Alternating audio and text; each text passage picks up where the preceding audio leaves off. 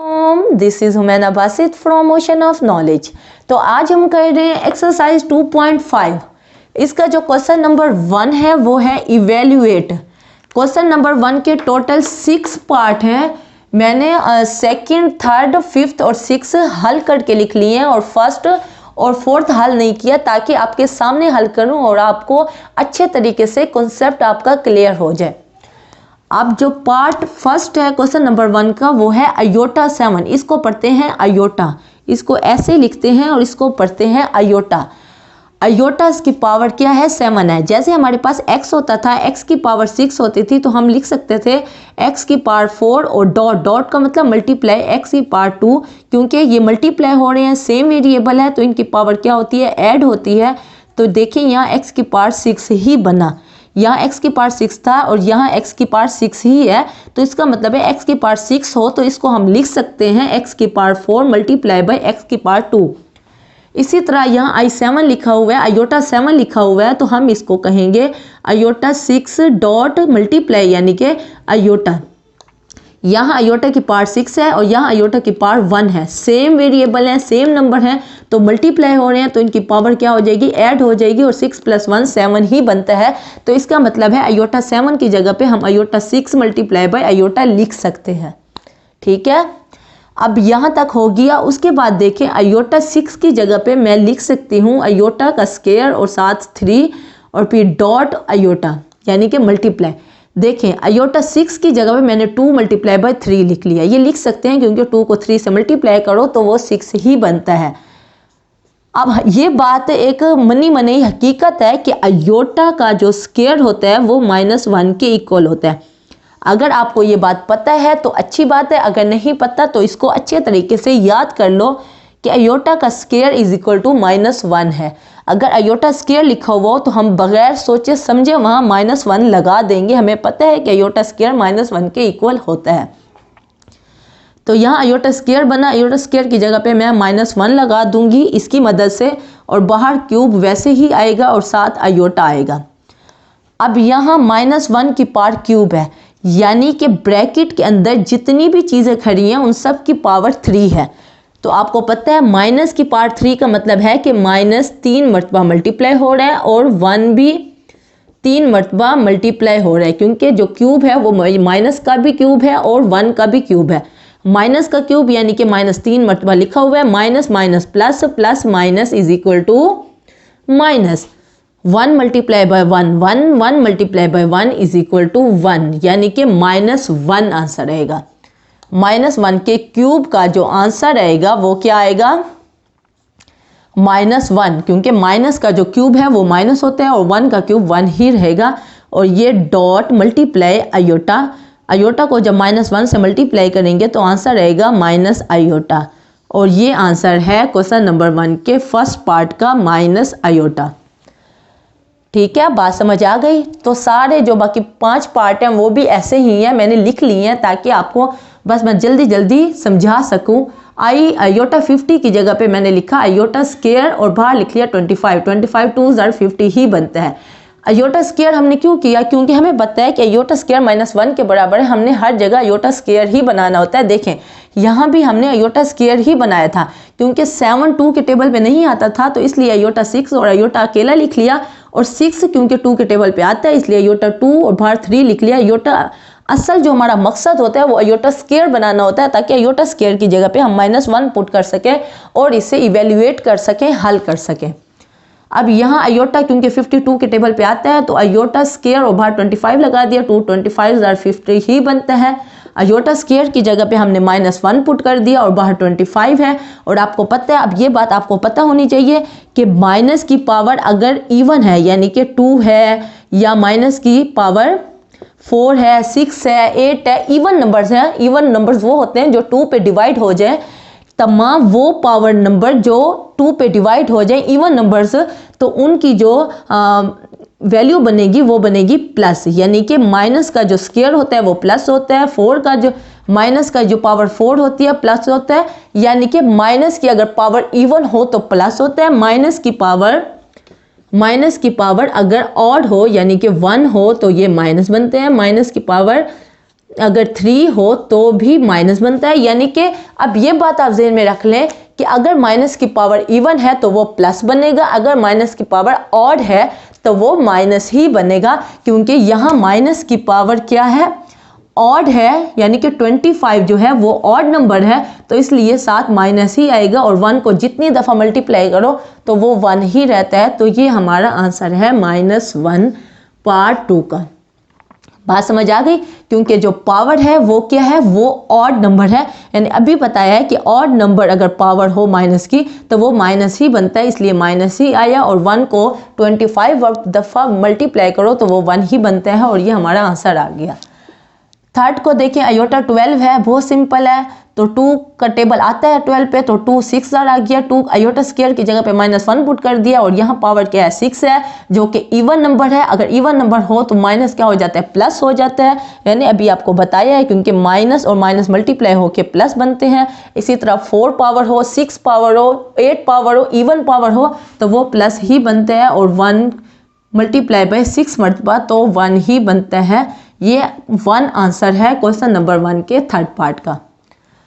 Fourth part मैं आपको कर दिखा देती हूँ, ये थोड़ा मुख्तलिफ है, तो फिफ्थ पार्ट भी ऐसे ही है, पहले मैं आपको फोर्थ पार्ट करके दिखा देती हूँ।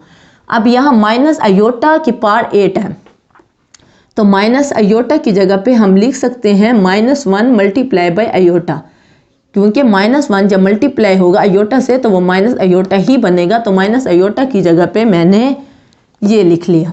ठीक है, अब हमने क्या किया, ये माइनस देखें, ये जो 8 है ये पावर इसकी भी है और इसकी भी है, ब्रैकेट के अंदर जितनी भी चीज़ें हैं सब की पावर 8 है, तो हम -1 की पावर 8 अलग से लगा देते हैं और अयोटा की पावर 8 अलग से लगा देते हैं। -1 की पावर 8 है, इवन नंबर है, तो ये क्या हो जाएगा, ये +1 हो जाएगा, और यहाँ अयोटा की पावर 8 है, तो इसको हम लिख सकते हैं अयोटा का स्क्वायर और साथ 4, क्योंकि 2 4 8 ही बनता है, तो 1 मल्टीप्लाई बाय अयोटा का स्क्वायर किसके इक्वल है, -1 के इक्वल है, तो यहाँ -1 आ जाएगा, और यहाँ पावर 4 है, यहाँ 1 मल्टीप्लाई बाय, क्योंकि -1 है, जो पावर है वो इवन नंबर है, तो माइनस प्लस में तब्दील हो जाएगा और क्या आ जाएगा, +1 आ जाएगा, 1 मल्टीप्लाई बाय 1, और ये आंसर है क्वेश्चन नंबर 1 के फोर्थ पार्ट का। तो फिफ्थ पार्ट भी ऐसे ही है जैसे फोर्थ पार्ट है, माइनस अयोटा की पावर 5 है, -1 मल्टीप्लाई बाय अयोटा लिख लिया, माइनस अयोटा की जगह पे 5 इसकी पावर अलग लगा ली, अयोटा की पावर 5 अलग लगा ली, -1 की पावर क्योंकि ऑड नंबर है, 5 है, ऑड नंबर है, तो ये -1 ही रहेगा, और यहाँ अयोटा 5 है, अयोटा 5 को हम लिख सकते हैं अयोटा 4 मल्टीप्लाई बाय अयोटा, क्योंकि अयोटा 4 और यहाँ अयोटा की पावर 1 है, 4 + 1 5 ही बनता है, तो इसकी जगह पे हमने ये लिख लिया। -1 को वैसे ही रहने दिया, अयोटा 4 को हम लिख सकते हैं अयोटा 2 का पावर 2, क्योंकि 2 2 क्या होता है, 4 होता है, और यहाँ अयोटा वैसे ही आ गया, -1 वैसे आ गया, अयोटा का स्क्वायर क्या होता है, -1 के इक्वल होता है, इसकी जगह -1 लगा दिया, बाहर स्क्वायर है, मल्टीप्लाई बाय अयोटा वैसे ही है, यहाँ -1 है, क्योंकि जो पावर है वो इवन नंबर है, तो -1 की जगह पे +1 आ जाएगा और मल्टीप्लाई बाय अयोटा आ जाएगा। -1 को 1 से मल्टीप्लाई करेंगे तो -1 बनेगा, -1 को जब अयोटा से मल्टीप्लाई करेंगे तो माइनस अयोटा आएगा। ये फिफ्थ पार्ट का आंसर है। सिक्स पार्ट को देखें, अयोटा की पावर 27 है, तो अयोटा की पावर 27 को हम लिख सकते हैं अयोटा की पावर 26 मल्टीप्लाई बाय अयोटा, 26 को हमने लिख दिया अयोटा की पावर 2 और फिर बाहर लिख लिया 13, क्योंकि 13 2 26 ही बनता है। अयोटा स्क्वायर की जगह पे -1 पुट कर दिया, 13 वैसे ही रहने दिया, और यहाँ अयोटा आ गया, क्योंकि पावर जो है वो ऑड नंबर है, तो इसका मतलब है जो माइनस है वो माइनस ही रहेगा, -1 और डॉट अयोटा, -1 को जब अयोटा से मल्टीप्लाई करेंगे तो माइनस अयोटा आएगा। ये आंसर है पार्ट 6 का क्वेश्चन नंबर 1 का।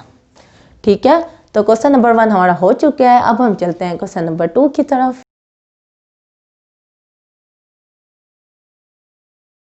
अब हम कर रहे हैं क्वेश्चन नंबर 2।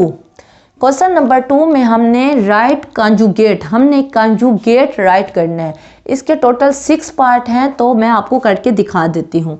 जो फर्स्ट पार्ट है वो है 2 + 3 अयोटा। हमने लेट कर लेना है, सपोज कर लेना है कि ये z के इक्वल है, जो कि है 2 + 3 अयोटा। कंजुगेट लेने के लिए z के ऊपर क्या ऐसे कंजुगेट लगाएंगे, ये कंजुगेट को जाहिर करता है, और 2 प्लस 3 अयोटा के ऊपर भी पूरा कंजुगेट आ जाएगा। बहुत सिंपल क्वेश्चन है, कोई मुश्किल नहीं है। कंजुगेट का मतलब होता है कि z के ऊपर तो कंजुगेट वैसे ही रहेगा, यहाँ 2 भी वैसे ही रहेगा, लेकिन अयोटा के साथ जो साइन होता है, क्योंकि 2 प्लस 3 अयोटा, अयोटा ये 3 अयोटा है, तो इसके साथ जो साइन होता है अयोटा के साथ बस ज़हन में रखें, जो साइन होता है वो तब्दील हो जाता है। प्लस हो तो माइनस हो जाता है, माइनस हो तो प्लस हो जाता है। तो यहाँ प्लस है तो ये हो जाएगा -3 अयोटा, और ये आंसर है पार्ट फर्स्ट का। ठीक है, बहुत इजी है। तो 3 - 5 अयोटा का जब हम कंजुगेट लेंगे, ऐसे ही लेट करेंगे, z के इक्वल करेंगे, z का कंजुगेट लेंगे, तो ये बन जाएगा 3 प्लस 5 अयोटा, क्योंकि यहाँ 5 अयोटा के साथ माइनस है तो ये प्लस हो जाएगा। यहाँ क्या है, यहाँ भी ऐसे ही लेट कर लेंगे, z के इक्वल कर देंगे, कंजुगेट ले लेंगे, हमारे पास जो कंजुगेट आएगा, क्योंकि यहाँ रियल नंबर नहीं लिखा हुआ तो इससे कोई फ़र्क नहीं पड़ता, यानी कि इसका मतलब है 0 माइनस अयोटा है, रियल नंबर नहीं है। अयोटा जो होता है वो इमेजिनरी पार्ट होता है, जो अयोटा के बगैर होता है वो रियल पार्ट होता है, तो इससे कोई फ़र्क नहीं पड़ता। यानी कि अगर 0 के साथ लिख लो, अगर आपका कॉन्सेप्ट इस तरह क्लियर हो तो इस तरह लिख लो, नहीं तो माइनस अयोटा भी है तो कोई फ़र्क नहीं पड़ता। आप दोनों तरफ क्या ले लोगे, कंजुगेट ले लोगे, तो इसका जो कंजुगेट होगा माइनस की जगह पे प्लस आ जाएगा, प्लस अयोटा, और 0 वैसे ही आएगा, तो 0 को मैंने नहीं लिखा। तो फोर्थ और फिफ्थ पार्ट भी ऐसे ही हैं, बहुत ईजी है। ये i-3 है, देखिए यहाँ अयोटा उसने पहले लिख लिया है, इससे कोई फ़र्क नहीं पड़ता। आप जब कंजुगेट लोगे तो z को बराबर करोगे अयोटा -3, तो इसका क्या ले लोगे, कंजुगेट ले लोगे, इसको कंजुगेट कहते हैं। तो इसका जो कंजुगेट होगा, अयोटा के साथ जो साइन होता है वो तब्दील होता है, यहाँ कोई साइन नहीं नज़र आ रहा, तो यानी प्लस का साइन है, तो अयोटा के साथ माइनस हो जाएगा, और ये 3 वैसे ही रहेगा। सिर्फ हमने अयोटा के साथ देखना होता है कि अयोटा के साथ जो साइन हो, इमेजिनरी पार्ट, अयोटा वाला जो पार्ट होता है उसको इमेजिनरी पार्ट कहते हैं। इमेजिनरी पार्ट के साथ जो साइन होता है, कंजुगेट लेके साइन तब्दील हो जाता है, प्लस हो तो माइनस हो जाता है, माइनस हो तो प्लस हो जाता है। रियल पार्ट पे कोई फ़र्क नहीं पड़ता। 2 रियल पार्ट है, यहाँ 3 रियल पार्ट है, यहाँ रियल पार्ट 0 है तो 0 पे कोई फ़र्क नहीं पड़ा, यहाँ रियल पार्ट -3 है तो -3 पे कोई फ़र्क नहीं पड़ा। जस्ट इमेजिनरी पार्ट के साथ हम साइन तब्दील कर देते हैं। ओके, अब हम चलते हैं क्वेश्चन नंबर 3 की तरफ।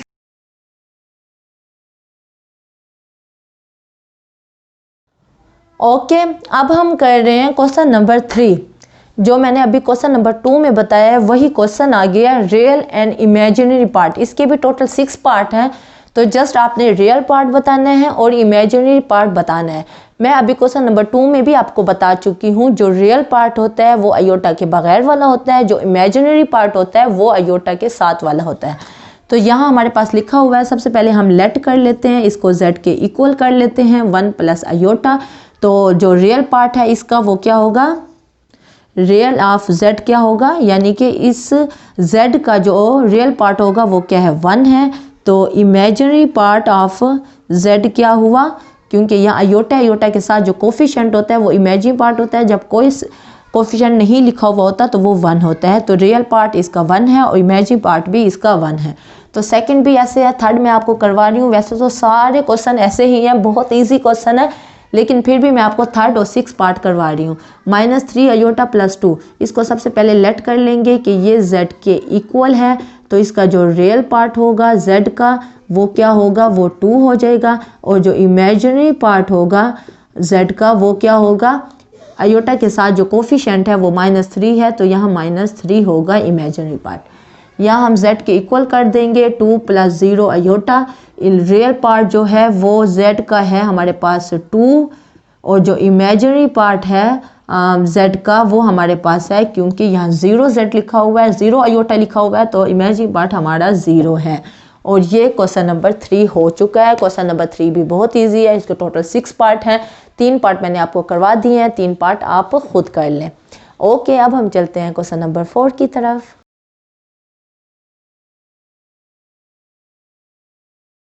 अब हम कर रहे हैं क्वेश्चन नंबर 4। क्वेश्चन नंबर 4 में उसने हमें एक इक्वेशन दे दी है, x + अयोटा y + 1 = 4 - 3 अयोटा, और x और y हमने फाइंड आउट करने हैं।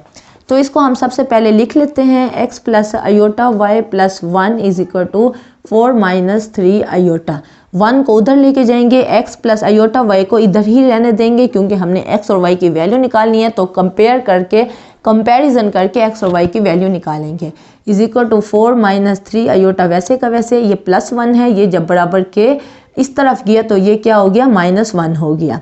x प्लस आयोटा वाई वैसे ही है 4 माइनस 1, 4 माइनस 1 क्या हो गया 3 माइनस 3 आयोटा। अब देखें, अब हम जस्ट कंपेयर कर रहे हैं इनको, दो इक्वेशन को, क्योंकि उसने कहा ये इक्वल है।